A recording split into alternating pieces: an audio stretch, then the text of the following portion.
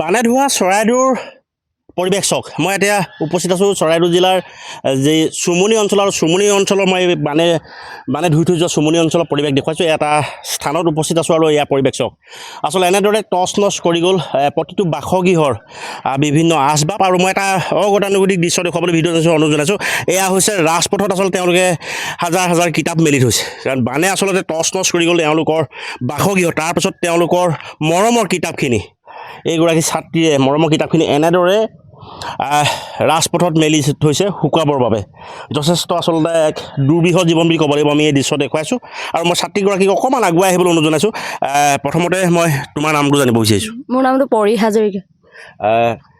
কিমান হেৰি হ'ল কিতাপ নষ্ট হৈছে বহুত আপোনাৰ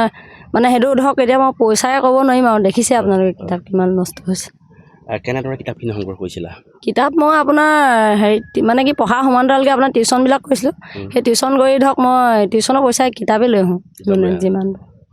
যিমান পাৰোঁ মানে কিতাপেই লৈ আহোঁ বেলেগ কামত মানে ব্যৱহাৰ নকৰোঁ এতিয়া যিখিনি এনেদৰে নষ্ট হৈ আছে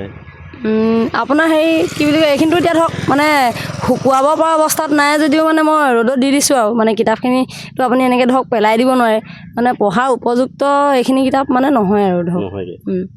কিমানমান কিতাপ আছে তোমাৰ ইয়াত ভাল লগা কিতাপ আছেনে আছে মোৰ ভাল লগা কিতাপ মানে খালি মোৰ মানে আপোনাৰ এখন আছিলে নেওতাখন মানে বিচাৰি পোৱা নাই সেইখন আপোনাৰ মোৰ ক্লাছ 1তে মায়ে কিনি দিছিলে সেইখন এতিয়াও আছে মানে শিশু ধাৰাপাত যিখন আপোনাৰ নেওতা সেইখন মই প্ৰথম শ্ৰেণীতে আপোনাৰ কিনা এতিয়ালৈকে আছিলেই মানে সেইখন নষ্ট হৈছে সেইখন আপোনাৰ নষ্ট হৈছে অলপ ফাটিছে তথাপি মানে সেইখন শুকুৱাই মই ভালকৈ থৈ দিছোঁ এতিয়া খালি আপোনাৰ ইয়াত মানে বহুত মানে ভাল পোৱা কিতাপ বহুত আছে ধৰক মানে আপোনালোকে আৰু কিতাপৰ নামবিলাক দেখিয়ে গম পাইছে কিতাপবিলাক কেনেকুৱা ধৰক মই আৰু এটা দৃশ্য দেখুৱাবলৈ অনুৰোধ জনাইছোঁ এয়া হৈছে তেওঁ ভাল পোৱা মণিকুন্তলা ভট্টাচাৰ্যৰ যি আকাংক্ষা আচলতে আকাংক্ষাটো তেওঁ ভাল পাইছিল আৰু এনে এটা দৃশ্য দেখুৱাইছোঁ গোটেই দৃশ্যবিলাক দেখুৱাইছোঁ যথেষ্ট অসমৰ স্বনামধন্য লিখকৰ কিতাপ পত্ৰ তেওঁ সংগ্ৰহ কৰিছিল এইগৰাকী ছাত্ৰীয়ে মই দৃশ্য দেখুৱাইছোঁ এনেদৰে আচলতে বানে আচলতে তেওঁলোকৰ বাসগৃহটো টচ নচ কৰি যোৱাৰ সমান্তৰালভাৱে তেওঁলোকৰ ছাত্ৰীগৰাকী মৰমৰ কিতাপসমূহ এনেদৰে টচ নচ কৰি গ'ল আৰু পৰৱৰ্তী সময়ত তেওঁলোকে ৰাজপথতে কিতাপসমূহ মেলি আচলতে শুকুৱাবলৈ চেষ্টা কৰিছে আৰু দৃশ্য দেখুৱাইছোঁ এনেদৰে ৰাজপথত এই কিতাপসমূহ মেলি দিয়া হৈছে যাতে পঢ়াৰ উপযোগী কৰিব পাৰি নেকি পঢ়াৰ উপযুক্ত অৱস্থালৈ আনিব পাৰি নি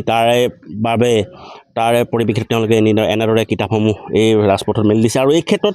আচলতে বলিয়া বানে সমগ্ৰ চৰাইদেউ জিলাৰ বিভিন্ন অঞ্চলত টচ নচ কৰি গ'ল আৰু চৰাইদেউ জিলাৰ যি চুমনি অঞ্চলত এয়া পৰিৱেশ আৰু এই বান যোৱাৰ পাছৰ পৰিৱেশ আমি দৃশ্য দেখুৱাইছোঁ আৰু বিভিন্নজনে আচলতে বিভিন্নজনৰ বানাক্ৰান্ত ৰাইজৰ কাষত তেওঁলোকে থিয় দিছে কিন্তু তাৰ পাছত আচলতে